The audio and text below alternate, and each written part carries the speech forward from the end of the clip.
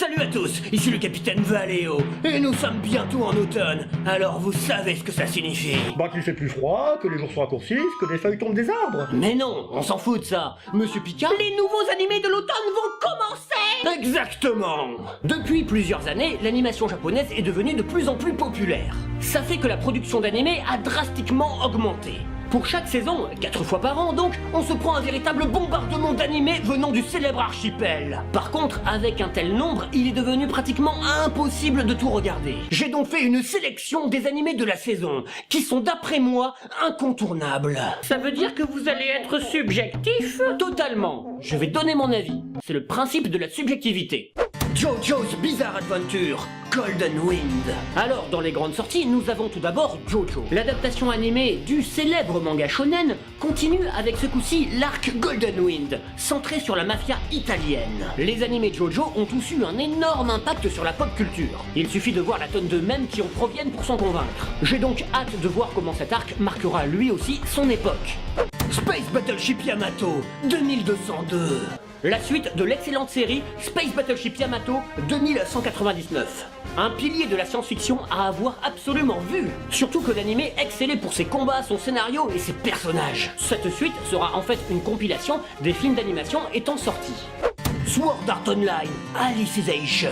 La suite de l'anime Sword Art Online. On a tous été déçus par la deuxième partie de la saison 1 et par la deuxième partie de la saison 2. Et je ne parle pas du film. Mais malgré tout, SAO a ce petit quelque chose qui fait qu'on veut toujours connaître la suite. Et il y avait le spin-off Sword Art Online Alternative, Gun Gale Online, que bizarrement j'ai bien aimé. Mais il m'aura fallu du temps pour que je me l'admette à moi-même. J'espère quand même que Kirito dira adieu à son harem de filles toutes amoureuses de lui. Les animés de type harem étant ceux que je déteste le plus.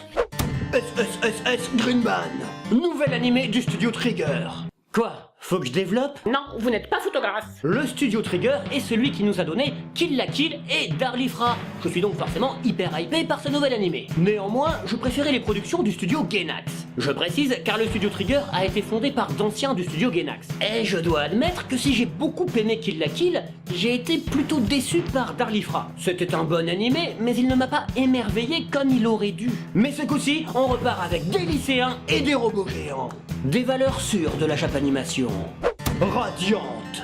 Cet animé est spécial, car c'est le premier animé japonais adapté depuis un manga français. Quand on y pense, c'est complètement dingue. Forcément, j'ai hâte de le voir. Sinon, l'histoire est sympa. C'est du shonen neketsu assez classique, où des magiciens combattent des monstres. L'univers du manga fait pas mal penser à Fairy Tail, mais la profondeur des arcs scénaristiques se rapproche plus de One Piece. On ne peut qu'attendre le meilleur de cet animé. D'ailleurs, j'en ferai peut-être des reviews, si j'ai le temps. Zombieland Saga. Cet animé est assez énigmatique. Il ne semble pas être adapté d'un manga et on n'a pour l'instant vu aucune image. Tout ce qu'on sait, c'est qu'il y aura des zombies. Et perso, j'adore les histoires de zombies. Et notamment le livre World War Z, qui est peut-être la meilleure histoire du genre. Donc, par curiosité, je jetterai un œil à Zombieland Saga.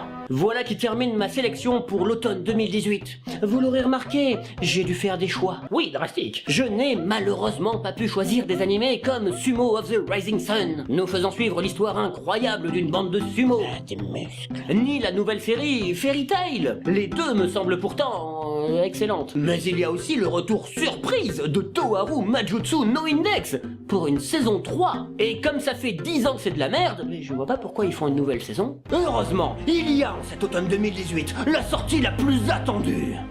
Hellsing Ultimate. L'animé nous faisant suivre le vampire Alucard dans son combat contre les Waffen SS du Troisième Reich promet d'être grandiose. Mais Hellsing Ultimate est terminé depuis 2012. Ça n'a aucun sens de le mentionner. Mais moi aussi, je suis hyper surpris, monsieur Picard. Un animé de 2012 se retrouve dans la liste des sorties les plus attendues de 2018. Les faits sont là. Hellsing Ultimate est tellement bon qu'il transcende l'espace et le temps. Il défie toute logique. Waouh, rien que ça. Et vous, quels sont vos animés les plus attendus de cette saison? N'hésitez pas à laisser un commentaire, il y aurait peut-être une pépite que j'aurais ratée. Et sur ce, je vous dis à la prochaine, avec le capitaine Valléo.